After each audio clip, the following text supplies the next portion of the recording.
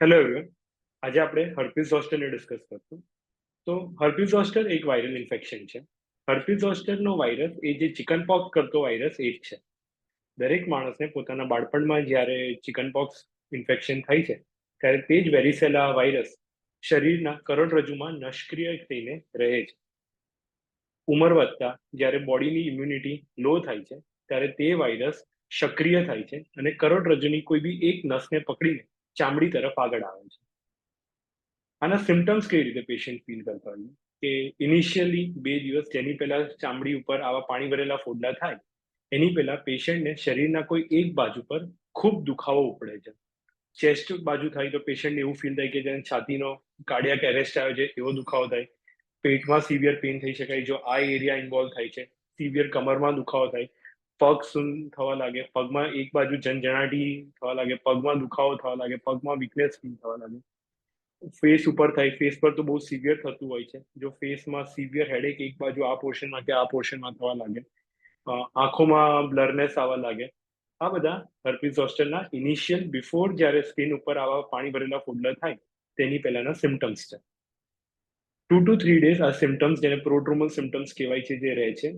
જેના પછી અચાનક જ પેશન્ટના શરીર પર આવા એક જોડે જોડે શરીરના કોઈ એક જ ભાગમાં પાણી ભરેલા ફોડલાઓ તરીકે તે બહાર આવે છે. આની ટ્રીટમેન્ટ ઇનિશિયલ 72 અવર્સમાં ખૂબ જ અગત્ય છે. જો ઇનિશિયલ 72 અવર્સમાં એન્ટીવાયરલ ટ્રીટમેન્ટ ચાલુ ન થાય તો આ ઇન્ફેક્શન આગળ જતા નસોને ખૂબ જ નુકસાન પહોંચાડે છે અને પાછળથી પેશન્ટને 6 થી 9 મહિના લાગે છે તે નસોને રૂજાતા. પોસ્ટ હર્પેટિક પેશન્ટને કોમ્પ્લિકેશનમાં પોસ્ટ હર્પેટિક ન્યુરલ્જિયા જેવી તકલીફ થાય છે જેમાં પેશન્ટને એ ભાગમાં જ્યાં એમને હર્પીસ ઝોસ્ટર થયેલું હોય તે જગ્યાએ ચામડીમાં બળતરા, દુખાવો, કઈ મરચું ભભરાવતા હોય કે ચાકુ ભોગતા હોય એ પ્રકારનો દુખાવો રહે છે. હાથ ઇન્વોલ્વ થવા પર હાથમાં અને પગમાં મસલ વીકનેસ થાય છે, કમરનો દુખાવો, આ પ્રકારની તકલીફો થયા કરે છે. તો હર્પીસ ઝોસ્ટરની ટ્રીટમેન્ટ ઇનિશિયલ 72 અવર્સમાં ખૂબ જ ઇમ્પોર્ટન્ટ છે.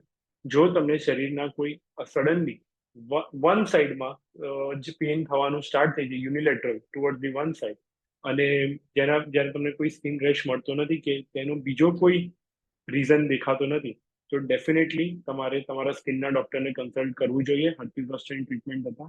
અને જો આની જોડે જોડે શરીર પર આવા પાણી ભરેલા ફોડલાઓ બહાર આવે છે તો ઇમિડિયેટલી વિધિન 24 to 48 અવર્સ તમારા સ્કિન ડોક્ટરને કન્સલ્ટ કરો અને એન્ટીવાયરલ ટ્રીટમેન્ટ સ્ટાર્ટ કરો. Thank you.